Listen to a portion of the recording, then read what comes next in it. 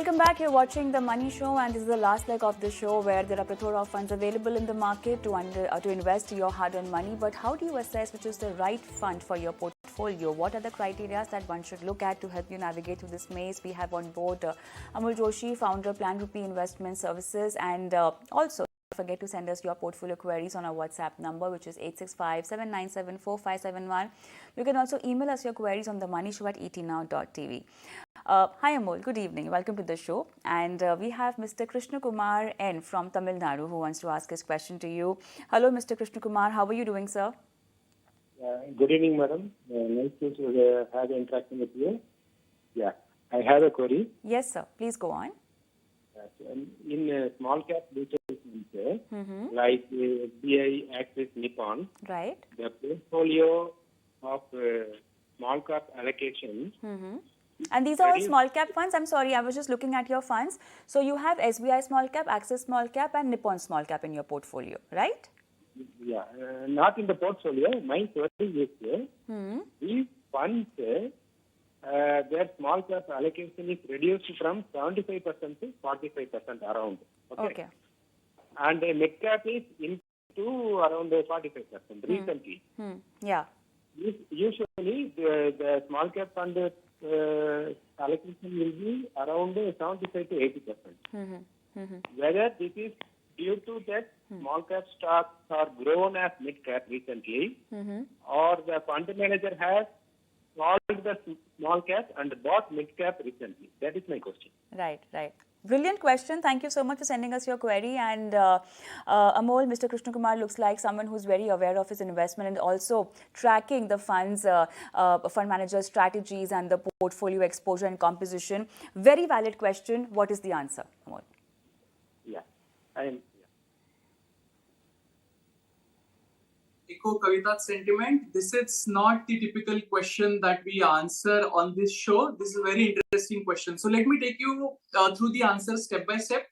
You might recall in 2017, almost 5-6 years back, SEBI came out with something called as scheme categorization, wherein the scheme mandates were very, very structurally channelized. Scheme categorization. Now, as per this scheme categorization, market regulator SEBI's rules, small cap fund essentially should have minimum 65% in small cap stocks. Now, the next logical question is, what is small cap stocks?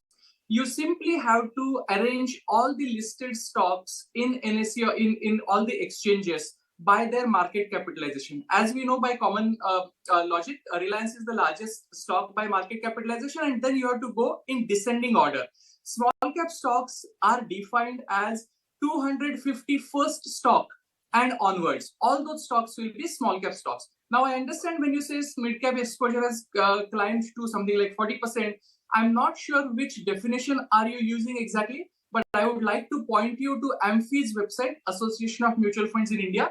On AMFI's website, every 6 months, the categorization and the stocks list of top 1 to 100, 101st to 250th, and 251st onwards. The list of large cap, mid cap, small cap is hosted. Coming back to your actual scheme names that you have mentioned, let's take Nippon Small Cap Fund. As on 31st March, that is last declared fact sheet of last month, Nippon Small Cap Fund had 69%, so almost 70% into small cap stocks, 19% into mid cap stocks, and 10% only into large cap stocks. There is also a question, another interesting aspect of your question also was whether the small cap companies have grown to a mid cap status. So that's a very valid point. And SEBI has answered this question as well. So any company, if changes category, something that becomes large cap to mid cap or something from small cap becomes mid cap, then it is incumbent upon the scheme, upon the fund manager to rebalance the portfolio to conform to SEBI norms within 1 month period of. So I would like to say, currently, all the schemes that you have mentioned very well match or very well conform to the norms of SEBI, having 65% or more small cap stocks exposures. Mr. Krishna Kumar. Thank you so much, Mr. Krishna Kumar, for sending us your query. And we move on. We have Abhishek from Kolkata. Hi, Abhishek. How are you doing? I'm doing fine. All right. Your question is about Axis long-term equity and Axis mid cap, and also All right. Basically, you want to talk about the Axis AMC's funds, these two funds. Yes. You are concerned because of the Actually, performance? yes. I'm quite skeptical about the news that is going on with the Axis AMC fund house and whether I should keep the fund or I should move to any other AMC. Okay. My plan is actually long term, actually for maybe 5 to 10 years.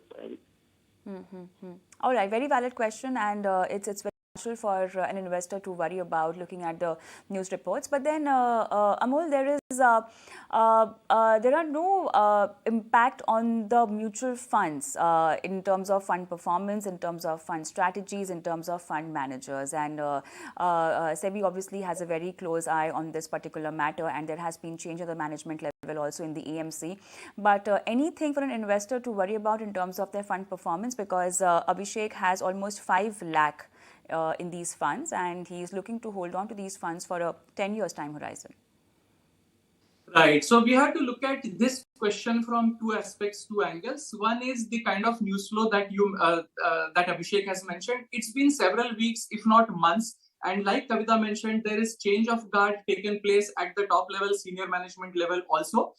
The news that or the action that we all are speaking about, since it is pretty much old, whatever were to happen, impact or not, otherwise, that is already currently reflects into NAV. It already is reflecting since several weeks or several months. That is one angle or one aspect. But the second aspect is you should select your funds or strategy based on your investment horizon, based on your risk appetite, based on your asset allocation. The third aspect I would like to point out over here is the Axis AMC's equity schemes performance had slipped not just over last few weeks or months, but last maybe a year or two. One can also say, if you study the portfolio deeply, one can also say the Axis Mutual Fund follows the growth-oriented strategy, and value stocks and stocks from all walks of life, including commodities, did very well into the bull market first phase of 2020-2021. So these are various reasons, but please go by your investment horizon, asset allocation, risk profile. Since the performance has slipped over last 3 years, 5 years, even 2-year horizon, I would recommend you can have a relook. If you are considering other funds in mid-cap space, you can consider Motilal Oswal Mid-Cap Fund. In ELSS space, you can also look at Bandhan Tax Advantage Fund. Abhishek. Amol, now looking at the fund's performance and specifically talking about a mid-cap category, what are the funds that one can look at apart from Axis Mid-Cap? Right. So I have already mentioned one fund, Motilal Oswal Mid-Cap Fund. You can also look at another fund called as PGI Mid-Cap Fund. Again, it depends on the risk appetite or investment horizon of investors. You can also look at a large cap mid cap combination, a fund that I recommend, HDFC Large and Mid Cap Fund as well, if you are wanting some kind of large cap exposure baked into the portfolio. I think that will be all. That much time we have for today, Amol. Thank you so much for being on the show and helping our viewers with their financial portfolios. And time for me to sign off, but I'm going to leave you with our WhatsApp number and email ID where we keep waiting for your questions. Thank you so much for watching. Goodbye.